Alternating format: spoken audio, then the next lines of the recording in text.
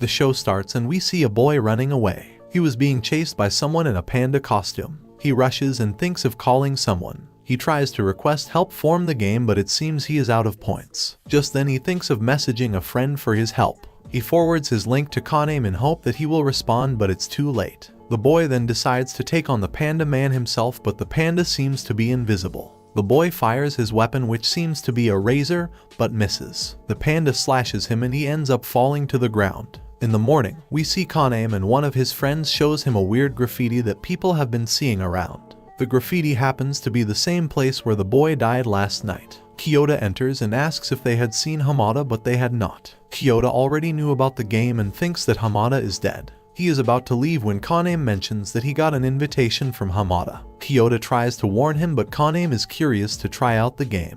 Although his classmate Kyoto warns him strongly not to open the app, he becomes curious and he accepts the invitation and starts the game. Suddenly a snake jumps out of his screen and bites his neck, which causes him to fall on the ground. Kanem wakes up confused in his school's hospital room, but he dismisses the snake as a hallucination and wants to go home to recover from the shock. Kyoto meets him again and warns him not to open the game app, but Kanem cannot contain his curiosity. On his way back home, he keeps thinking about the game and why Kyoto does not want him to play it. He makes a decision and opens the game once and accepts a combat challenge from Banda-kun. Kanem does think of it much, but in reality Bando-kun was an aggressive man in a panda costume who suddenly appears next to him on the subway. Banda-kun attacks the shocked Kanem, but he manages to fend him off and flees through the city. The panda chases Kanem incessantly and not even a policeman can stop the violent panda. He already saw his tombstone engraved with death by a panda when out of nowhere Kyoto appears and saves Kanem.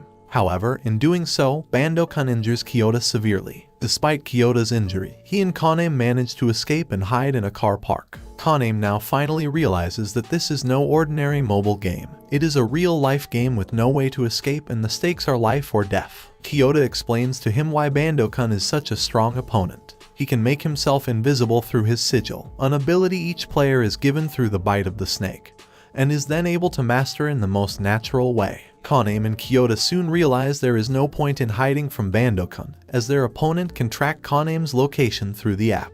They decide that Kanem must leave the injured Kyoto behind in order to lure the panda away from him. Kanem heads to the bathroom and hides. Banda-kun approaches and uses the cop's gun to fire at him, but Kanem was in the locker and uses a fire extinguisher to fight him. He fights off Banda-kun's attacks in close combat, but eventually doesn't seem to stand a chance against him. However, the fight comes to an abrupt end when Kanem's invisible opponent is suddenly hit by a car, ending the fight in Kanem's favor. Bando-kun's lifeless body is teleported piece by piece, leaving only a pixelated outline on the ground. Kanem is familiar with these pixel outlines. They've been appearing all over the city lately and people have taken them for modern street art.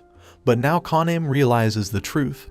They are the remains of those who lost the Darwins game. After his fight, Kanem rushes back to his friend Kyoto, but all he finds is just another pixel outline. Kanem can't believe that his friend has gone and sees a last message from him, which was to survive. Later on, Kanem receives some tools as he has now gained new ranks. He vows to find the true purpose of the game and make sure that he can survive till the end. We see a few gang members who are also part of the game who executed some players to gain their area. The man wears a serpent jacket and may be a future threat. Later on, Kamer receives an invite from high-ranking player Shuka Kirinu, who learns of Kanem's victory over Banda-kun and is amazed that the rookies win over a strong opponent. She wants to meet Kanem and invites him to an abandoned warehouse, but Shuka isn't sure if she can trust Kanem and asks him to reveal his sigil. However, Kanem can't give her an answer, which arouses Shuka's suspicion, and she challenges him to a fight. Kanem is able to fend off Shuka's attack by temporarily blinding her with a flashing light. But even Shuka's blind attacks are immensely powerful, and Kanem recognizes her sigil. She can control big chains and snake-like motions, piercing her enemies with the sharp tips. While Kanem tries to escape the chains, he hears a voice inside of him, which finally leads him to discover his sigil. He is able to summon any weapon he has ever touched before. A gun that was delivered to his home earlier now suddenly appears in his hand, and he is able to keep Shuka in check with it. He quickly creates a decoy and kills all the lights. Using the darkness, he attacks her head one. Shuka sees no option but to admit her defeat. Kanem lets out a sigh of relief and faints on her chest. Meanwhile, a girl in a chair is sitting and seeing all that was happening with Kanem and thinks that the rookie has some latent talent. The next morning, Kaname wakes up in Shuka's bed, leaving Kanema shocked. She asks him to create a family with her, as joining forces is a popular tactic by many players in Darwin's game, to fight together, defend each other, and collect points together. Kaname agrees, but he learns that he has to get above fighting class B2 first. Kanema tells Shuka since she is A4 she can create a clan and add him, but she tells him that the ideal man would create his own situation. An ideal opportunity to level up presents itself to Kaname shortly thereafter. He receives a mysterious invitation in the game. Some selected players are allowed to participate in a treasure hunt in Shibuya. Kaname and Shuka consider it wise to explore Shibuya before the start of the event. During their tour, Shuka explains important information to Kaname about Darwin's game, or D-game, as they call it in public to keep its existence a secret. Moreover, when Kaname checks his account balance at the ATM, he is overwhelmed by yet another surprise. The points he has collected are not just a score in the game, but are transferred directly to his bank account as real money. He gets a notification about a treasure hunt nearby and is fed up with it. Meanwhile, we see a cage match going about and the man in the robe gets pummeled with the girl wearing the fox mask. The man asks if he was the one who killed the dozen men in Shibuya or not. He says that she is ruthless to kill so many people with ease. Back to Kaname, who is waiting for Shuka. She arrives and they pretend to go on a date. Kaname asks about Darwin's game, but Shuka tells her that they should refer to it as the game cause if you talk too much about it, you will die. He asks her about the event and that she should help him. Shuka tells him that's why she is doing by telling him on a pretend date since the event will be in Shibuya Park. They roam around and talk about the event. Shuka takes him shopping and tries on multiple dresses for him. Meanwhile, we see the girl who is known as the analyst. She is talking to another player and gives him info about Kaname. The man says that he is glad he got the info about Kaname and now can easily target him. Shortly after, Kaname's mobile phone is suddenly snatched away by a Yukai, who is thus able to lure him into a dead-end street and challenge him to a fight. And Yukai was able to track Kaname down through the information he bought from the player Rain Kashiwagi, known as the Analyst. Rain makes her living in the game by collecting and selling interesting data and information. Since word had already spread that newcomer Kaname had defeated both the new killer Bandicun and the invincible Queen Shuka, he presented an interesting target for Inyukai. Inyukai starts to attack Kaname with a barrage of punches and makes sure not to use his sigil since he is a newbie. Kaname gets hit and fall down. Meanwhile, Shuka comes out of the dressing room and looks for Kaname, but he is nowhere to be found. She gets a call from the analyst, who also gives her information about Anther player known as Flame Demon. She even tells him about the new Baka Kaname and rushes to his aid. Kaname on the other hand distracts Inyukai and tases him and gets his phone. Shuka appears, which prompts him to surrender. He asks Kaname about his alliance with Shuka, but suddenly they get a notification that the treasure hunt has begun and the players are teleported to separate locations. Kaname finds himself in a hotel room and receives information about the treasure hunt. The goal of the 300 participants is to find at least 3 golden rings within 24 hours. However, there's a catch: there are only 300 rings in total, so only 100 players will be able to win the hunt. Meanwhile, we see the Flame Demon is apprehended by another player who thinks that she should eliminate a dangerous player from the get-go. She activates her sigil and creates flames around him, but just then she is flung over the roof and falls on the pavement, resulting in her game over. People see the pixelated graphite on the pavement of the girl who just died, but due to a telephonic signal they mind their own business. Shuka knows that the game does not want others to poke around. Meanwhile, Kaname looks at the treasure hunt tutorial and how to find rings. Kaname uses the dimensional camera on his phone and immediately finds his first ring under the bed. He looks that if he finds the other items as well, they are worth a lot. He sees through the camera and learns that other players have also found rings and one is approaching him. He heads to hide, but he isn't able to defend himself as the player has a machine gun. He tries to run but is cornered and all the exists are covered in trees. He gives up and hands over his ring to the opponent, who spares Kaname's life and leaves through the elevator. Kaname sees the elevator as his only way of exiting the building, but Rain, the analyst, appears at the last moment and stops him from stepping into it. As the lift doors open, Kaname sees the reason for Rain's warning. His previous attacker with the machine gun is lying on the ground, in the clutches of a massive plant. Rain immediately recognizes the work of the powerful player, the florist, who has trapped the entire hotel in plants. Meanwhile, the game is being broadcasted and people seem to be placing their bets. They explain how Shuka is in the lead with 6 rings and Flame Demon is close behind with 5 rings. He also points out how the Shibuya building is covered in plants and it's the work of the florist. The same fox mask lady is there as well, along with the manager of Trinity known as Themis, who asks if they are making a profit in their bets or not. The scene shifts back to Shuka, who defeats players left and right. Event Themis applauds her being such a great player. On the other hand, Kanem and Rain search for a way out of the hotel and discuss how they can team up. Rain tells her that she knows all about him and what his sigil does, which leaves Kanem shocked. They discuss more about Kanem, that he has a kind heart and never wants to kill anyone. Kanem explains that he is not strong since he was not able to save his Kyoto. They decided to find a way out, but before they leave, Kanem copies the machine gun since his sigil lets him copy and create anything.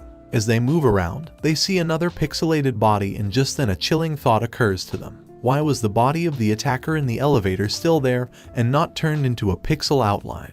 He asks Rain why it was not pixelated, but she has no answer for him. Just as the two realize the situation and an answer to their question, a crowd of zombie-like players attacks them. These players seem not to have been killed by the plants, but rather poisoned, and are now under the control of the florist, who has made the entire tower his playground. Kanem, on the other hand, shots all the cameras since he knows the florist is watching them. Rain, while running, thinks about how she first got her sigil and how she was able to perceive the future with her information. She analyzes the tricky situation while Kanem destroys all the cameras. With the help of her sigil called Lapis, she is able to analyze all information of the universe, seeing past and future clearly before her eyes. She concludes that the florist must be in the surveillance room. The florist, on the other hand, applauds their efforts, while watching them through the surveillance cameras as he unleashes his mind-controlled soldiers on them. Therefore, Kanem and Rain destroy the surveillance cameras and hide in a hotel room to make a plan. Meanwhile, the florist easily deducts that the order in which Kanem destroyed the camera leaves him one room to hide in order to be safe from the zombified plant players. He smiles and sends his zombies over to the room, but no one is there. He learns that Rain is near the exit trying to blow up the plants that block the stairs. Rain and Kanem had planned to buy items from the shop and divide the zombies, as they both made a run for it. The florist notices that she is not getting hit by the bullets being fired at her, but in fact Rain was using her sigil Lapis to dodge the bullets with ease. The florist becomes more agitated, thinking that the girl is meddlesome and that now he is more concerned about the boy since the girl is alone and he is nowhere to be found.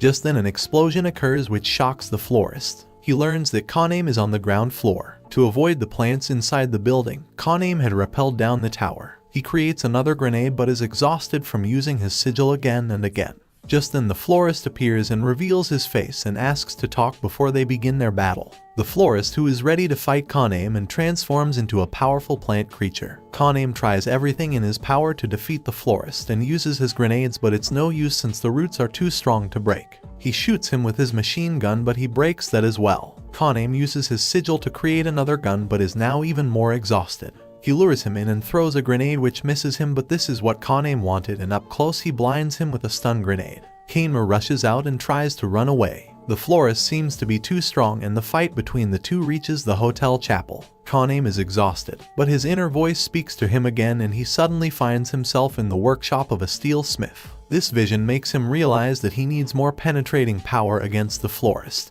and he manipulates the pressure of his gun barrel to deliver a stronger blow. This proves to be extremely effective and the florist concedes defeat. When Rain reaches the chapel, she explains that great danger is imminent since this was only the first round and now the second phase will begin, but they have exhausted themselves already since the 8th clan and their bloodthirsty leader Wang are about to storm the hotel to collect the 24 rings located there. Because of this, they decide to form a temporary clan with the florist, whose name is Hiragi Akiro, to fight the 8th clan since they are exhausted and don't want to lose. Shuka makes her way to hotel to find Kanem and kills of some snipers on the way. Kanem has a dream about Hamada and Kyoto and thinks how they died, but both of them tell him that he can do what they could not. Kanema wakes up and takes Rain to meet the other. Now that the florist's mind control had been lifted, Kanem's former opponent with the machine gun also comes back to his senses. The machine gun Vi does not want to do anything with them as he is pissed at the old man for mind controlling him. He leaves, but as soon as he hears about Wang of the 8th clan, he rushes back. He yells that he has a bone to pick with the bastard and will join their clan. He introduces himself as Ruji Miyasaka. The now 4 clan members set about barricading the hotel to be as prepared as possible for the 8th's attack. The 8th clan, on the other hand, have over 32 rings and want to get more for the money. They know that the tower has over 20 rings and will attack there. Wang laughs and he loves this game and thinks that this game was built for him. Kanem and the others take a look at the machine gun, who resembles Kyoto a lot. They decide since they have 15 rings here they will divide it up later and provide Hiiragi with more than half since he is doing the heavy lifting. Rain on the other hand puzzles over the values of the various gemstones on the rings. She notices the gems are not what people are going after and that gems are not ordered correctly at all. She realizes that this must be the key to winning the game and the missing piece since they have to clear the game, but having 3 rings each does not mean that they have cleared it. Meanwhile, Shuka is still searching for Kanem. She swings through the city, killing everyone who gets in her way. But then she gets caught in an ambush she can't escape. As she passes through an underground station, she is suddenly attacked by a little girl who is able to fend off her chain attacks with a wall of ice. The girl known as Sui traps Shuka's chains in the ice, which shocks Shuka since she did not know that such a sigil exists. Sui then decides to end it and eventually fills the hall with water. Shortly before drowning, Shuka sends out a call for help.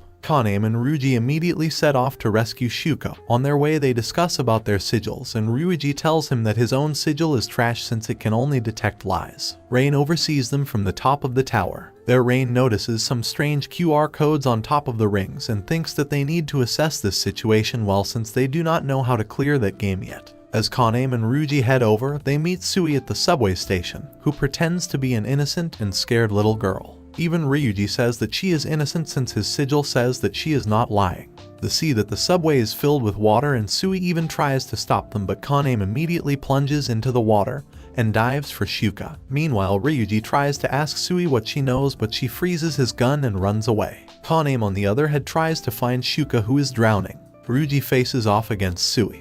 But it seems that Sui had dual personalities as they had trapped him using bottled water in the convenience store. He is about to strike Ryuji, but Sui takes over her brother's body and tries to stop him. She does not agree to violence and wants him to stop, but her brother's personality wants to strike him down and get Shuka's rings. Kanem dives in and sees that there is an ice wall.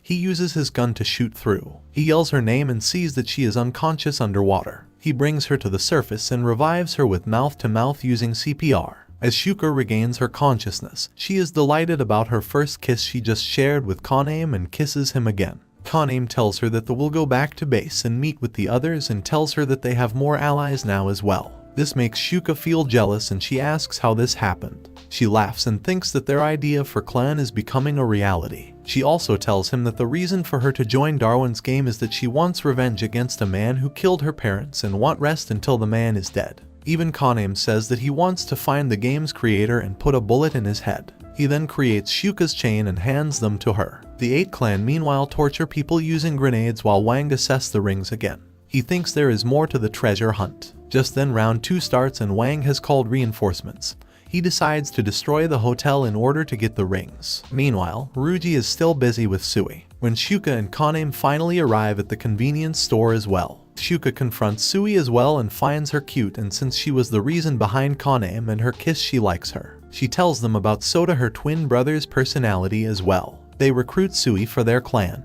Just then they notice that the 8th have started their assault. Kanem receives a notification and tells Shuka to ditch her rings since they won't be needing them anymore. Back at the hotel, Rain and Hiiragi also thinks that it is a bold decision and that they will have to do whatever it takes to battle against the number of the 8th clan. Hiiragi tells Rain that he cannot abandon the rings since he needs the money for her daughter. Rain convinces her that it's better to fight than offer up your life for money. Shortly after, the 8th storm the hotel. Wang has even called in other clan members who are not participating in the treasure hunt. The clan fights their way through the plant barricades, pushing further and further into the hotel with brute force. One of the powerful players of the 8th goes up the elevator and clears the plant traps, but using his sigil to burn through them. The powerful players Katsura and Sig take on Hiiragi, but the florist holds his own in the fight. He clears the riff-raff downstairs and heads up to fight Sig, who has the flame sigil and is his natural enemy. Rain, meanwhile, has solved the riddle about the numerical codes in the rings. After getting her hands on a diamond ring and sorting the stones according to their hardness, she recognizes the coordinates leading her to the Shibuya train station.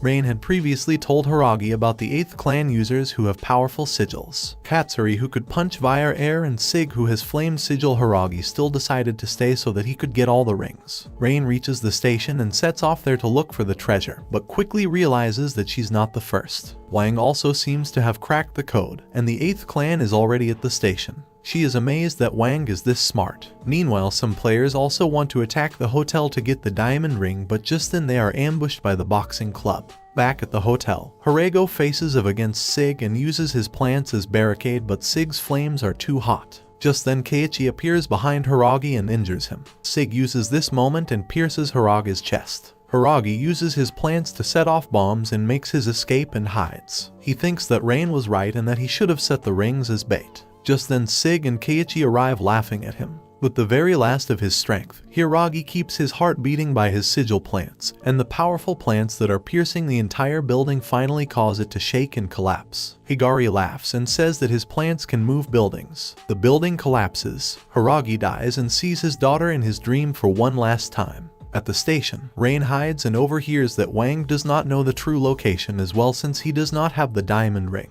Rain tries to slip past, but one of the clan members spots her and the chase begins. She escapes them using her Laplace and thinks that she can easily run as long as Wang is not around. She continues to dodge everyone, but just then Wang uses his sigil to teleport in a way that Riani's Laplace cannot anticipate, and manages to capture Riani. Through a brutal grip on her arm, he tries to extract information about the treasure from her. She tries to stall for time with a long story by making up weird stories about snakes, bugs and venom, and sure enough, her clan finally shows up and frees Riani from Wang's clutches using Shuka's chain and a flashbang. Ryuji, Shuka, and Sui bravely fight the 8 and Kaname takes the injured Riani to a safe place. Shuka kills players one by one and Sui uses his ice to stop the other 8 members. Wang interferes and tries to stop them, but Ryuji butts in. Kaname and Rain hide and they try to figure out the final code to end the game while Ryuji distracts Wang. He keeps Wang away so that he cannot teleport, but Wang uses his men to create a distraction and swiftly tears of Ryuji's arm. Meanwhile, Rain, who self-reflects and thinks about what to use for the solution. She makes countless calculations and thinks about what the code would be. The code represents the publication date of Charles Darwin's On the Origin of Species. When Kaname returns to help his friends fight the 8th, Wang has already cut off Ryuji's arm and is now about to kill him. But Kaname is able to stop him with a ruse. He claims to have solved the riddle and found the key to the treasure. Ryuji couldn't help but shake his head, believing that Kaname's trust in Wang was rather naive. He had a gut feeling that Wang wouldn't let them off the hook so easily. In his mind, Ryuji had already envisioned a scenario where he'd have to take Wang down when he was vulnerable, unable to teleport. However, to his surprise, Wang seemed to be falling into the trap, agreeing with Kaname's plan. Still, Wang had a condition. Ryuji had to be eliminated since he was in the midst of an execution. Kaname coldly accepted and admitted he had merely been using Wang, leaving Ryuji in shock while Wang chuckled. As a sign of trust, Kaname tossed the key to Wang, allowing him to move away from Ryuji. But Kaname had outsmarted them all. He swiftly entered the combination of numbers into the station's lockers, abruptly ending the treasure hunt and transferring the players. This infuriated Wang, who had missed out on the treasure. The onlookers were stunned, although the woman in the fox mask had placed her bet on Kaname all along.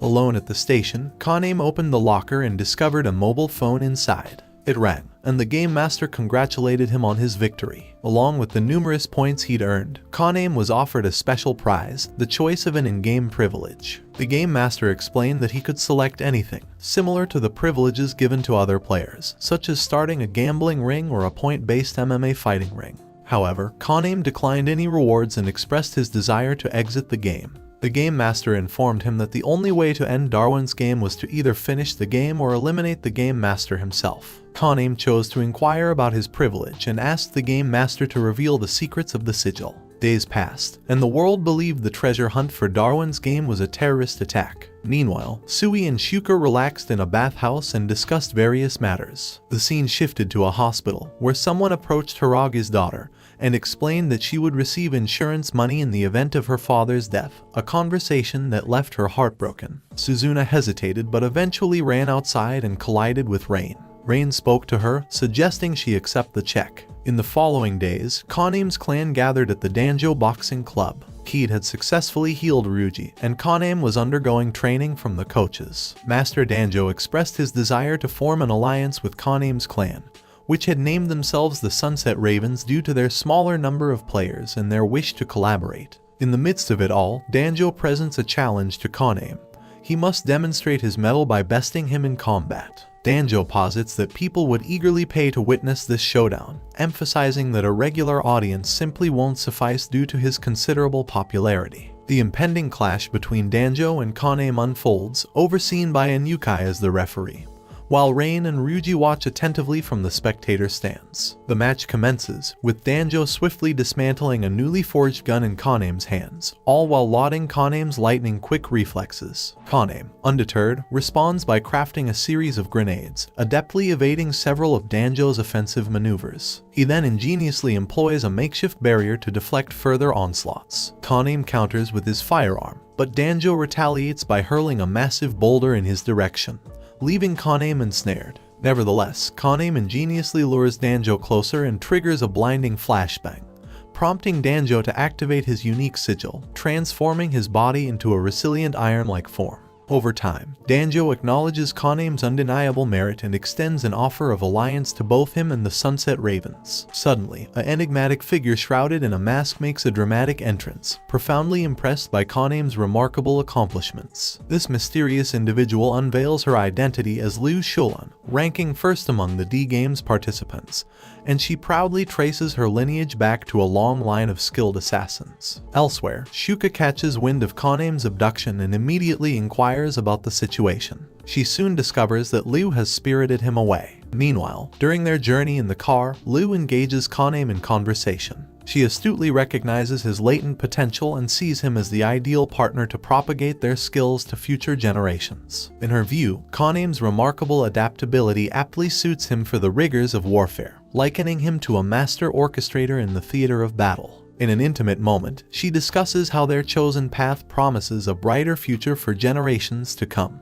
However, a sudden interruption emerges when Liu's devoted butler urgently reports their pursuit by unknown adversaries. Shuka, along with Rain, Ryuji, and Sui, embarks on a determined chase after Liu's vehicle. In an unexpected twist, Liu reaches out to Shuka, urging her to reconsider the pursuit. Kanem, ever resourceful, proposes a novel challenge. If Liu can successfully elude the Sunset Ravens without resorting to lethal means, he pledges his allegiance to her as a loyal subordinate. The confrontation unfolds as Shuka initiates an audacious attack from atop the car's roof, igniting an intense rooftop skirmish. With Liu bound by her promise not to inflict harm, the battle poses a unique challenge. Shuka capitalizes on this constraint, expertly evading Liu's measured assaults. As Liu valiantly contends with her foes, the odds seem stacked against Shuka. Yet salvation arrives in the form of Kanem, who intervenes by lobbing bottles in Shuka's direction. Shuka deftly harnesses her chains to guide the projectiles toward the tires of Liu's vehicle,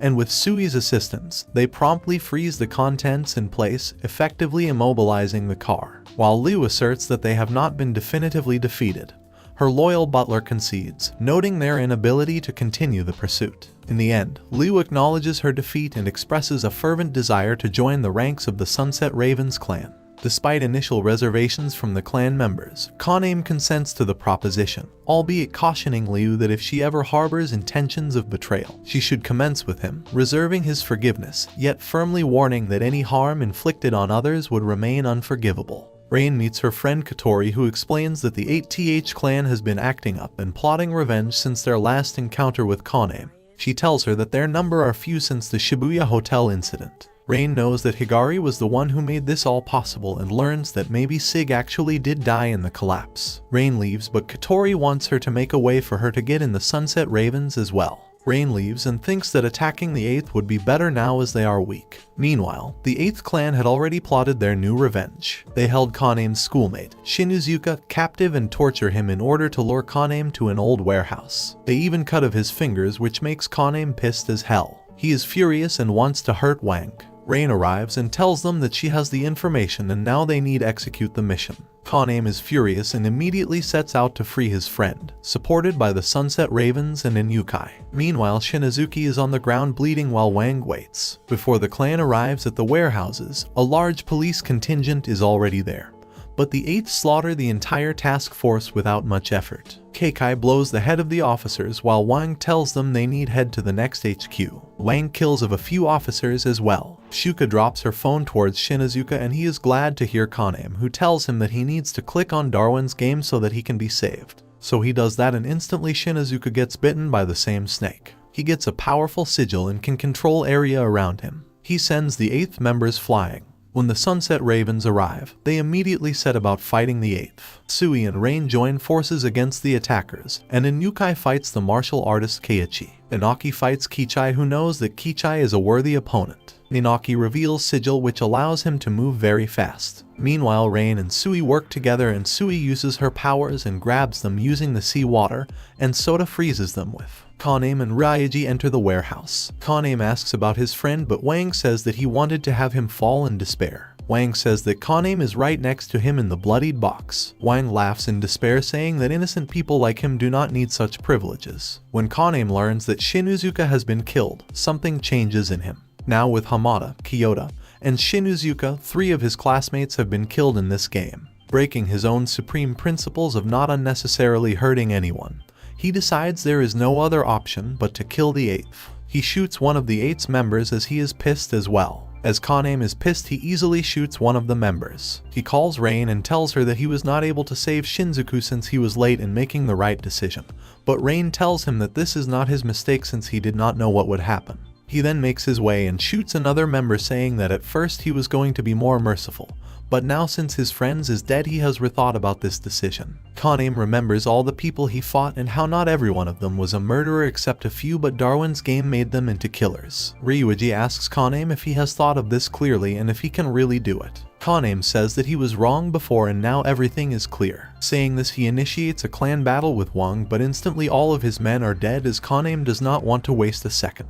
Wang is pissed and teleports himself to Kaname, but he already anticipated that, and just then Shuka sticks one of her chains in his shoulder. Kaname asks Shuka to take care of the rest. Shuka grabs Wang and they start off. They continue their fight on the roof while Inukai fights Keiichi using his speed and makes a mirage, but Kichai's punches get rid of them. More of Clan 8 members arrive with guns and think that they can win this since they have more numbers. Ryuji tells Kaname to hide since he does not have a bulletproof vest, but Kaname easily runs and kills the guys in front of him. Even Ryuji is amazed to see that Kaname is easily able to defeat so many of them and says that he has gone nuts. One of the 8 members think that Kaname easily took out 10 men, and before he would never kill anyone. He tries to run, but Ryuji kills him as well. Kaname says that killing Wang is their final objective. Wang enters the warehouse and calls Shuka in trying to trick her. He calls her names and even says that she is not the undefeated queen since she was defeated by Kaname. She tells him that Kaname is special since Kaname is the love of her life, and him defeating her when he was rookie shows how much talented he is. Wang laughs and runs towards her while Shuka throws her chains at him. Wang easily breaks them and calls her sigil weak, but Shuka smirks and just then Wang falls down. He sees that Shuka somehow cut his foot off. Wang screams in agony. Wang lays down on the floor and stops his bleeding. He thinks that his sigil known as Beelzebub. He teleports near Shuka and thinks that he can strike her from above, but as he is about to claw her down, his hand is cut off as well, making him feel even more pain. Wang can't contemplate that how she was able to do all this even though she was far away. Shuka laughs and says that if she wants she can slice off the rest of his limbs as well. She shows him that she had strung up the entire place with wires beforehand, and that her sigil known as the Queen of Thorns is able to help control any chain or string and even can make them vibrate. Just then Shuka strings him up like a doll. Wang does not know what to do and says that he must escape. He thinks that the warehouse must have wires as well and he cannot just teleport anywhere. As a last resort, he uses his sigil's power to exchange hers in Shuka's place. He thinks that he has won, but Shuka laughs as one more limb of Wang falls off. She tells him that she anticipated this. Wang thinks that she is cheating and even yells at the creators as well. Wang tries to run away and crawls away, just as Shuka tries to kill him off. In last chance of escape, Wang teleports to the sky and is about to fall, but uses the last of his strength to save himself from being impaled. He feels as if he was safe on the ground. Kaname and Ryuji are already standing in front of him pointing their weapons. Wang is scared as hell and says that he surrenders, making Sunset Ravens win. But Kaname is not done yet, and even after receiving the points he says that this money is not enough, and that he had taken too much from him and this petty cash does not cut it. Kaname reveals his granted privilege to Wang. He is a high roller who went all in the fight against the 8th clan. This now means that all of 8th clan's points are transferred to the Sunset Ravens account, and the opponents have thus lost the game. Inukai also notices that Keiichi is being taken away since his team lost. Shuka reaches Kaname and sees him standing over Wang. As they lost, Wang is being transported bit by bit. He cries out for help since he had never tasted defeat. He says that he was supposed to be king and thinks about his clan and how he wanted to impress them all. He remembers Rain's lecture about the Venom King and how all others are bugs. He then sees Kanem as the Venom King and tells him to be prepared since bugs like him will keep dropping. As Wang's head is only left and he laughs like crazy, Kanem shoots him the head and in his eyes is a last farewell. Even though they won, Kanem thinks that he still lost his friend. Ryuji says that they did defeat their enemy. Kanem tells them that killing anyone is just plain wrong and that he has decided that he will end Darwin's game by making sure that he kills the Game Master. The battle against the 8th is now over, but Kanem swears revenge on the Game Masters. He wants to end this game once and for all, and his clan agrees to support him in this endeavor. They all agree and say that this clan is a family and they will do everything they can. On the other side, the Game Master is quite happy with what's happening. He calls Aburo, who also heard about Kanem, and tells him not to get involved. The Game Master says that the game is changing by itself and that Kanem was born to challenge Wang. This excites Aburo, and he wants to meet Kanem, but the Game Master says the game is about to go to the next level, and Aburo has an important role to play in it. Meanwhile, the Sunset Ravens are making sure things stay peaceful in the game. They stop people from creating their own groups and prevent fights where people could get hurt. Shuka tries to stop people too, but she goes to extremes by hurting them. Kanem talks to someone and says they need to let everyone know that the Sunset Ravens now control the D game in Shibuya, and the man is confused. On another note, Katori reads comments about how strong Kanem has become and how he's making new rules in the game. Together, the now bloodthirsty Sunset Ravens take over the Shibuya area and declare it a D-game free zone, making sure they beat the game once and for all.